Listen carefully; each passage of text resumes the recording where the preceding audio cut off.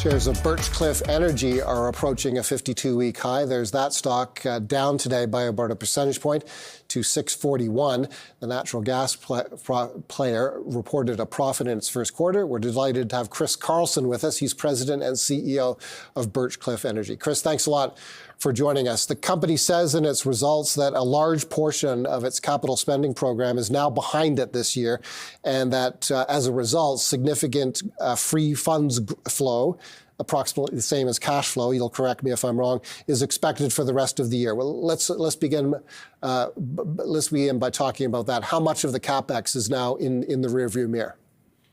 Sure, and thanks for having us, Paul. Why don't we start with the quarter? So as you alluded to, we had a really strong operational and financial quarter in Q1 2025. So our production was certainly ahead of our budgets, slightly ahead of the street. And with that came really strong cash flow. One of the reasons our cash flow is up significantly is the prices in NYMEX and Dawn, where we sell about 80% of our gas, is up significantly compared to the AECO local price here in Alberta. And so, over time, we've added to our market diversification strategy that has resulted in us, fetching a U.S. price in some of the premium markets for a large portion of our gas. And that's really driven outsized returns for us here in the first quarter. And we expect that to continue in the second quarter. And then just to build on that, a large part of our operational budget was executed very smoothly and efficiently here during the first quarter. We probably spent 40% of our $280 million budget, so we spent about $112 million.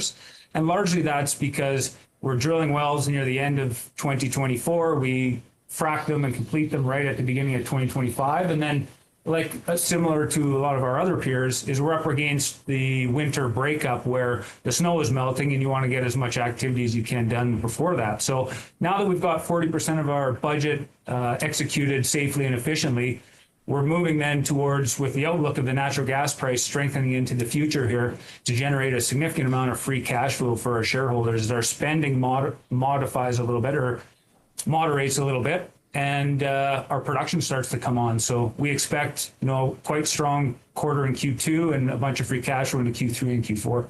How much of your gas are you currently selling in the United States versus Canada? Yeah, and so that's a very interesting one. And I know we talked about this last time with respect to tariffs. So if you said today about 78% of our gas fetches a U.S.-based market. So we have about 40% of our gas sold in NYMEX.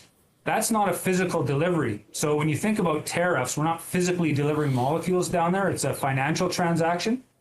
We do physically deliver about 38% of our gas, almost 40% of our gas at Dawn, which is in Southern Ontario. But it's a U.S. priced market that is tied quite closely to NYMEX Henry Hub. So we're very fortunate in the first half of the year here as, the local AECO price has been quite weak. It's actually weaker than it was in Q1 2024. That we've been able to fetch then A, U.S.-based pricing, but B, two strong markets. Okay, and that brings to mind the LNG export terminal on the coast of BC. What is the status of that facility right now? What does it mean to Birchcliff, and what does it mean to the Canadian price of natural gas? And that's a great point, Paul. So one of the reasons our local market here in Alberta and BC is quite low is because a lot of the potential participants or the participants of that LNG Canada facility have their gas on stream, is our belief. And so that's creating a bit of a lower price and oversupply at our local markets today. But the positive there is that the LNG facility, you're hearing this from Shell and others, is expected to start loading first cargoes mid-year, so sometime June, July. So that will really then change the market dynamic at AECO, where you've got a bunch of gas that's in the system today with no LNG project. All of a sudden, you're going to start taking, the way we've heard, and I think what Shell has defined is 1 BCF a day will start to be commissioned, come online here mid-year, and the second BCF a day of that phase one of their project will come on near the end of the year. So that will really change the game here locally, which would be a good thing for our market. And the 23% of our gas that we haven't touched on is at AECO. And one of the items I'd say that's maybe unique or a differentiating factor in Birchcliff is that we have extra capacity in our gas plant that's existing today. And so as the local price continues to improve, we can grow our business into that strong AECO price into late 25 and into 26 and grow our business and really benefit from what we think will be an undersupplied market here in local Alberta.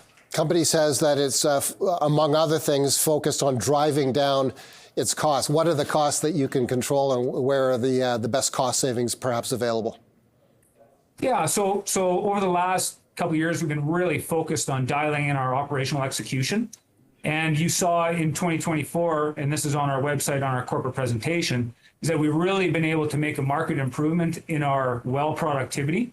And that's driven by where we're drilling our wells, how we're completing the wells, and our stacking and spacing in the reservoir. And so we've seen probably a 50% increase in our well productivity in 24 versus 22 and 23.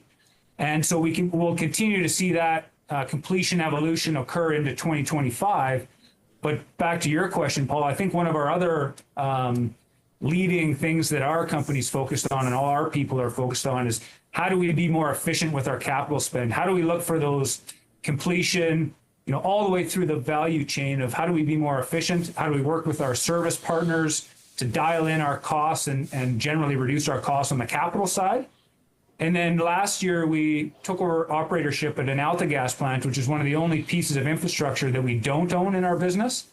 And that operatorship there, amongst other things that our field operations group has been working hard on, will continue to dial in our cost structure out in the field as well. So we see capital cost savings on the capital side, but we also see operating cost savings, which we did post a 6% reduction in op costs here in the quarter net, and we see that continuing to improve and become more into the future.